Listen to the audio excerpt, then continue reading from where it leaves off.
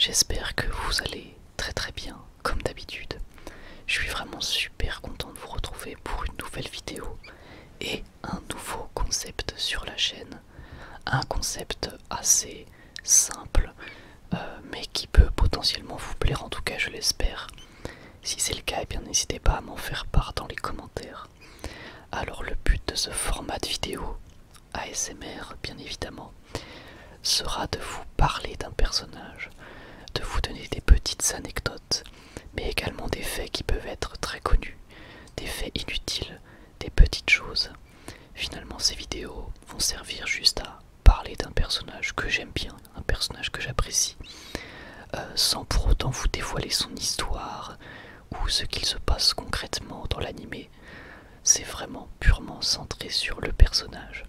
Donc ce n'est pas une vidéo histoire de personnage, c'est vraiment des faits, presque de la discussion, puisque je n'ai fait que lister certains éléments et on va pouvoir discuter de tout ça ensemble autour d'un personnage. Donc bien évidemment, si le concept vous plaît et que vous voulez que je fasse ce type de vidéo sur un personnage en particulier, eh bien n'hésitez pas à me le dire, ça sera avec grand plaisir que je pourrai vous lire et potentiellement donc faire une vidéo sur le personnage en question.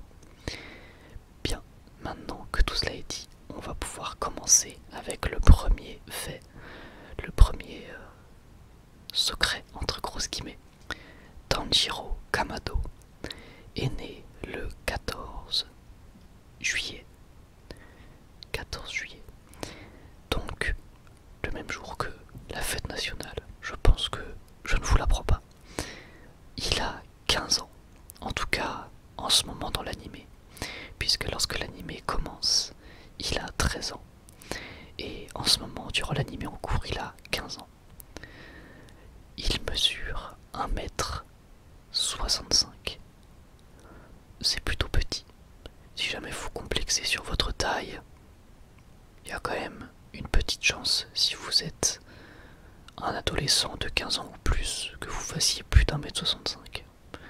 C'est possible.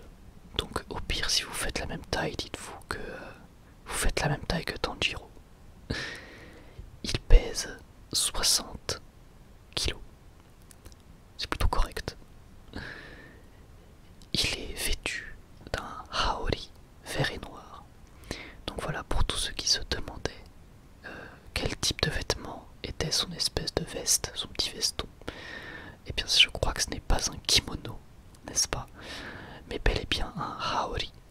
Donc vous avez à l'image finalement à quoi ça ressemble, c'est ce qu'il porte durant tout l'anime.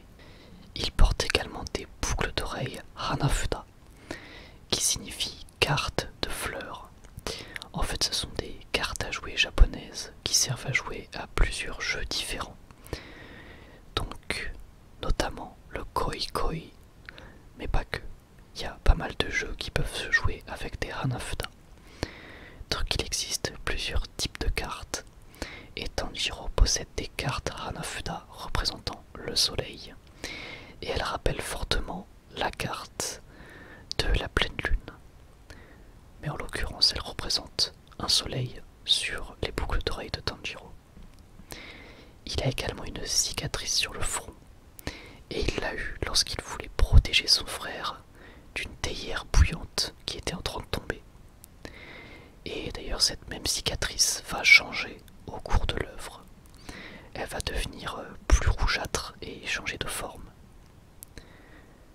Tanjiro est un personnage très gentil et très empathique. On le voit bien tout au long de l'anime. C'est un personnage qui peut être très calme et très empathique. Il peut aussi également parfois perdre son calme, bien évidemment. Il a un odorat surdéveloppé, au point même où il arrive à sentir les émotions des personnes.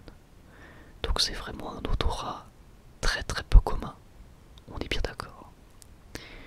Et malgré son talent et ses aptitudes remarquables comme son odorat, notamment malgré son cœur très pur, ses yeux très doux, eh bien Tanjiro possède un sabre noir qui est synonyme de malheur chez les pourfendeurs de démons.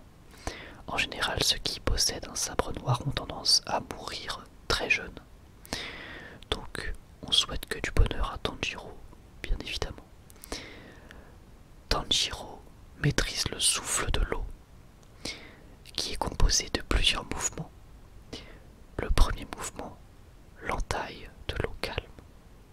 Le deuxième mouvement, la roue d'eau.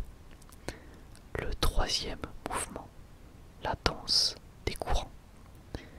Le quatrième mouvement, la marée déferlante. Le cinquième mouvement, l'averse providentielle. Le sixième mouvement, le tourbillon. Le septième mouvement, la goutte de rosée troublant l'eau dormante. Le huitième mouvement, l'impact de la cascade. Le neuvième mouvement, l'embrun des flots déchaînés. Et enfin le dixième mouvement, les vicissitudes de la vie. Entre autres, il maîtrise aussi la danse du dieu du feu qu'il a apprise par son père. Le prénom de Tanjiro se décompose en plusieurs kanji, et notamment celui du charbon et celui de la guérison. D'ailleurs, concernant la famille de Tanjiro, on apprend qu'il a hérité du front très très dur de sa mère. Donc sa mère devait avoir un front très très dur. Vous faites ce que vous voulez de cette information. Il a été beaucoup de fois, je dirais pas moqué, mais son nom a été déformé de nombreuses fois par Inosuke durant la première saison de l'anime, ainsi que durant le film Demon Slayer le train de l'infini. Parmi ces déformations, on a Gonpachiro Kamaboko, Gengoro Shakariki, Tontaro Itadaki, Kanjiro Anago, Dangoro Hamado, Changoro Amado, Monjiro, Kentaro, Sochiro. Donc Inosuke s'est trompé à de très nombreuses reprises quand même. Tanjiro peut comprendre ce que disent les oiseaux. C'est plutôt utile, on va pas se mentir. Tanjiro a également les mains très rugueuses à cause de son entraînement avec Hirokodaki. Le doubleur japonais de Tanjiro, Natsuki Hanae, a également doublé Jaco de Dragon Ball Super, Falco de Shingeki no Kyojin et Kaneki Ken de Tokyo Ghoul. Tanjiro est un personnage, attention, anecdote incroyable, Tanjiro est un personnage qui déteste avoir des dettes à payer. Je connais très peu de personnes qui aiment avoir des dettes à payer. Il regrette la mort de la plupart de ses adversaires. Oui, dans cette vidéo on passe du tout au tout. Donc Tanjiro est un personnage qui regrette la mort de ses adversaires. En effet, dans l'anime, c'est quelque chose qui est très très bien. C'est qu'on peut voir un petit peu le passé de ses adversaires, en tout cas de la plupart, comprendre leur motivation, leur traumatisme, et ça crée un attachement pour le spectateur. Et c'est également le cas au niveau de Tanjiro, et c'est quelque chose de très très intéressant. Et enfin la dernière anecdote, en 2020, un sondage a été réalisé auprès d'enfants japonais afin de déterminer qui était la personne qu'ils admiraient le plus. Et Tanjiro est arrivé à la première position, devant tous les autres personnages de Demon Slayer, alias Kimetsu no Yaiba. Donc, relativement peu étonnant qu'en 2020, le personnage principal de l'anime qui a tout explosé soit le personnage le plus populaire. C'est peu surprenant.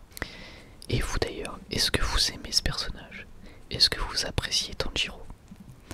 En ce qui me concerne, c'est probablement le personnage que je préfère dans Demon Slayer. Et j'ai vraiment beaucoup aimé Demon Slayer. Donc forcément c'est un personnage que j'apprécie beaucoup de par son empathie justement. Et de par, mine de rien, son charisme, je trouve, son design est très très sympa. C'est un personnage qui je trouve sort un peu du lot et j'apprécie beaucoup ça. Donc voilà, n'hésitez pas à me dire ce que vous avez pensé de cette vidéo. Est-ce que vous aimez ce format? Est-ce que vous avez envie que je refasse des vidéos dans ce format avec d'autres personnages? N'hésitez vraiment pas à me dire dans les commentaires de quel personnage voulez-vous que je fasse une vidéo dans le même style. Une vidéo dans laquelle on parle d'un personnage tranquillement, lentement, sans se prendre la tête. Je vous remercie de m'avoir écouté. J'espère vraiment que cette vidéo vous aura plu. Et j'ai plus qu'à vous dire à la prochaine. Prenez soin de vous.